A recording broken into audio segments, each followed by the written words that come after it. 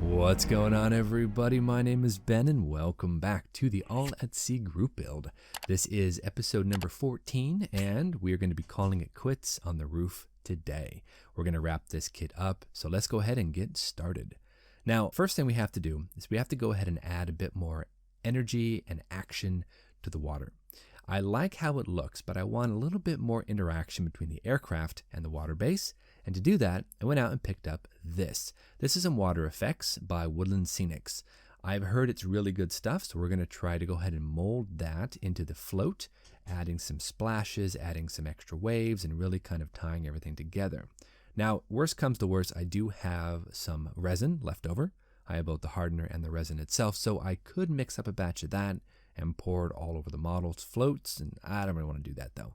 I want to go ahead and try the Woodland Scenics product because I've never used it before, and well, this is all about learning, so let's go ahead and just stick with that. We'll fall back on the resin if we absolutely need to. So let's go ahead and get that Woodland Scenics still water out and see what we can do. So this is actually really thick stuff. It's almost like PVA glue, but I guess it dries clear and it takes about 24 hours to dry. So we're going to be having some pauses in between the different applications for sure. So we're going to start off with a nice thick bead right here along the float. Now, unfortunately, when I was working on this, there is a bit of a gap between the float and the water base. So we're going to have to go ahead and use this stuff to kind of fill in that gap and kind of tie everything together. I'm going to be using a brush here. It's an old brush, and we're just going to be kind of making these swooping patterns, pulling up the material onto the float and then around the nose and kind of tying everything together. I'm hoping to add, agitated water around the float. This is the hard thing to do, guys. I mean, honestly, I don't really know what I'm doing. I'm just kind of going off of pictures that I've seen and just kind of my gut feeling about when I'm at the ocean, what does it look like? How does it act? And I'm not really that adept at this, but we're going to go ahead and give it a try anyway. So let's go ahead and cue up a time lapse and we're going to push forward and see what we can get done. So fingers crossed, let's do it.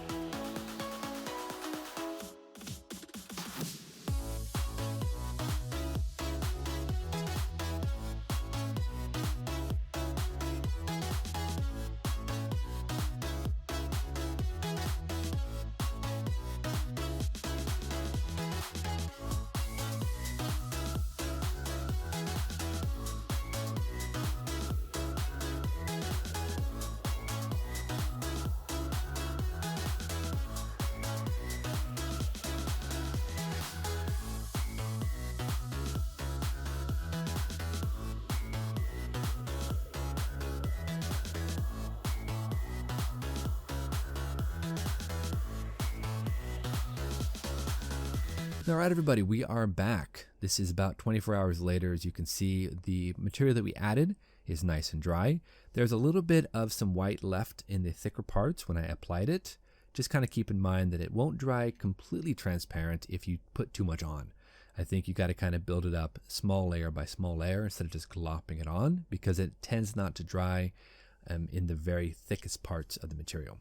But anyway, we're going to go ahead and start adding round 2. I want to add even more interest, more action, more movement, and we're going to go back to our stippling pattern, and well, let's hope that this actually works. I think this is going to do it. So let's apply more and see how it turns out.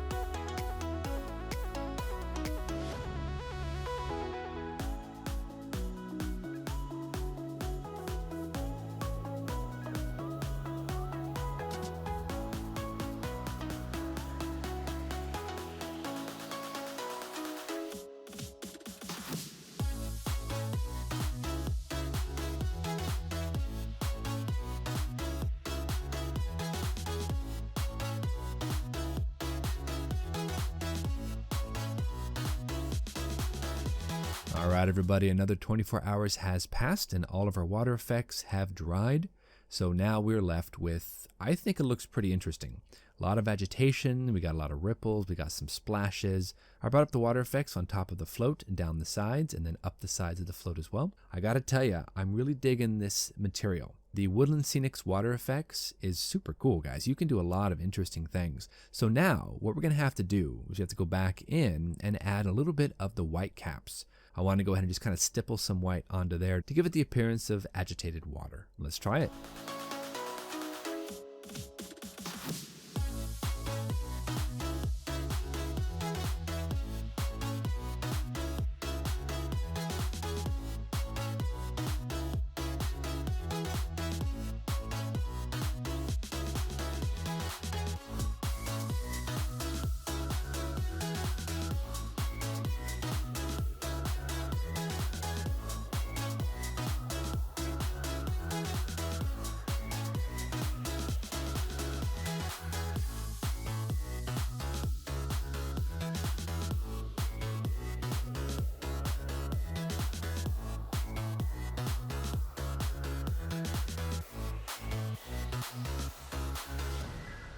All right, everybody, I think this looks pretty cool. We've got the white caps on the front nose area of the float, and then of course the wing float as well. We're good.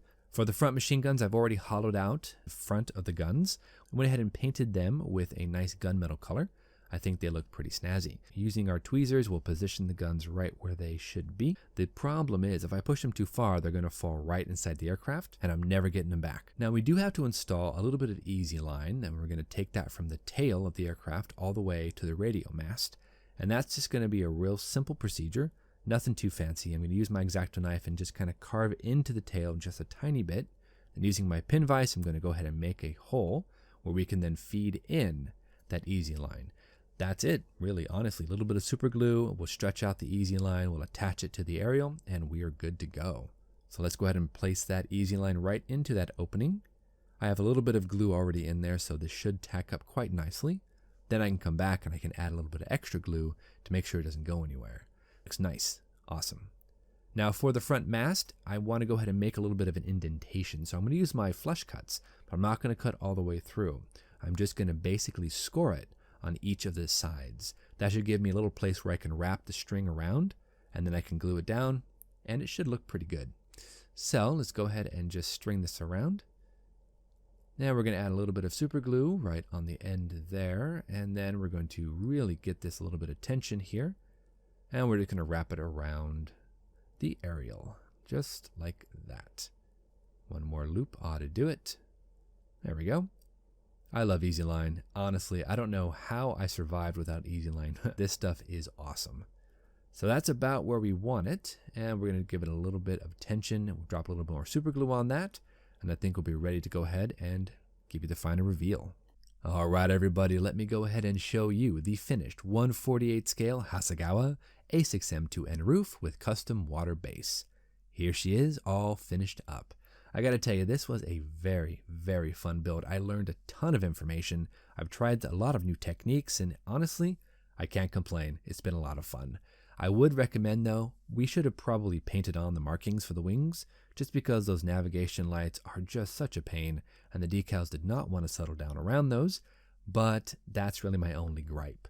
Now, the weathering technique that I used of kind of subtly wearing down through the paint layers, that actually worked pretty well. But I would actually next time probably do a little bit harsher of a polish just to go ahead and cut through those layers a bit faster and with a bit more force. Overall though, this was just such an amazing build. Taking a look at the water base, guys, this actually turned out beautifully, far better than I thought it was going to. And it was not an easy process, honestly. It was pretty difficult to do, but I think it's well worth it. If you can really put that much time and effort into something, you come up with a really nice product. It just makes you feel good, you know? I like how this turned out. Though I would have changed a few things here and there, like I would have buried the back of the float a little bit more. I would have pitched up the nose a little bit more there too, but I like how it's kind of tilted off to one side. I'm not sure if I would jump right into another one anytime soon, but I now kind of understand the process, so I think I could probably do another one if I really wanted to. So that about does it for us, guys. We are done with the All at Sea group build. So first off, let me give a big shout out to the UK Scale Modeler. Ian, this group build was amazing. So much fun and such a neat subject to do. Now we are going to be starting another group build. We're going to officially have an announcement video for that probably next week, so we can jump into that one and see what else we can do. And it also requires a diorama, so that should be interesting to do.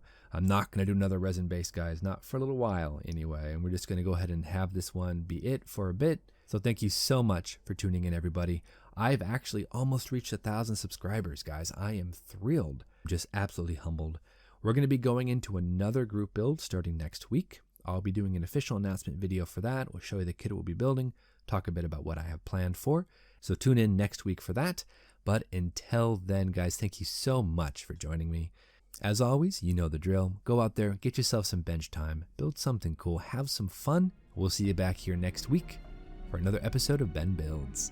Thank you so much, everybody, and we'll see you soon.